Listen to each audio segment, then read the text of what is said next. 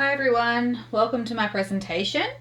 This presentation is based on my lesson plan called Lego Challenge, and it's targeted and focused on years 5 and 6 students.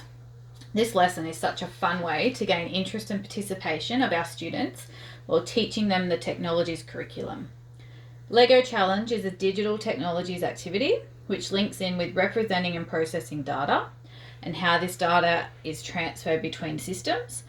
Also understanding the relationships between models and the real-world systems which they represent, algorithms, and also applying social and ethical protocols. As you can see, the activity links into these content descriptors for the digital technologies. The students are going to work in pairs and they're going to recreate a figure with Lego pieces. So one student is going to instruct the other with step-by-step instructions from an app which is called Lego Building Instructions app. This can be easily downloaded onto the school's iPads and the interactive whiteboard for the teachers' use. While working in pairs, they will use the Bricks and Wheels Lego pack and they'll select and build a chosen figure.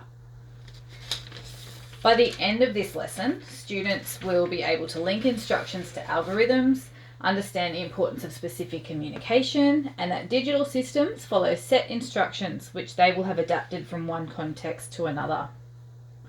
The reason I selected this activity as opposed to others is due to the many benefits that it poses to our students, in particular in our years 5 and 6. This activity is supported by learning through play, where we're combining playful child-directed activities with teacher-guided learning.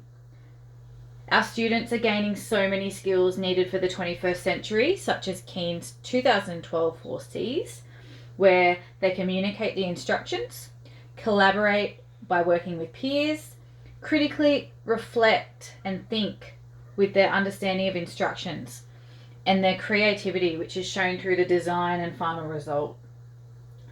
The main reason I chose this is the constructivist approach which it can take, which allows the students to learn by doing. So they are actively constructing their own knowledge and learning. So as I said earlier, it's an interactive and engaging activity for the students. Another reason is the integration of other curriculum areas such as the arts, where our activity represents our creativity. It also has the literacy, which is shown through the directional, instructional, and technical languages used to instruct, and numeracy, where students identify numbers and patterns. So when they're giving the instructions, one child might say the red block, which is 4 by 2 dots, will go next to. This activity is easily differentiated. As teachers, we can group the students in accordance to their needs and abilities. So we can differentiate the activity through the process, the product, and the learning environment. We can use focus groups where we can scaffold to fill their needs and how they will learn best. It can be increased or decreased in difficulty in so many different ways. Finally, to assess this activity with formative assessment, the teacher can use observations and checklists. So through discussions and watching whether the children have the ability to give and follow instructions. Seeing the learning taking place and the understanding by walking around the room, seeing that participation happen. We also have the ability to use peer and self-assessment, so the students can take control of their learning. They have the opportunity to assess their peers' work as well when it's on display. By displaying these end results and then taking photos to upload and show evidence, the students can compare at the end of the unit their different work.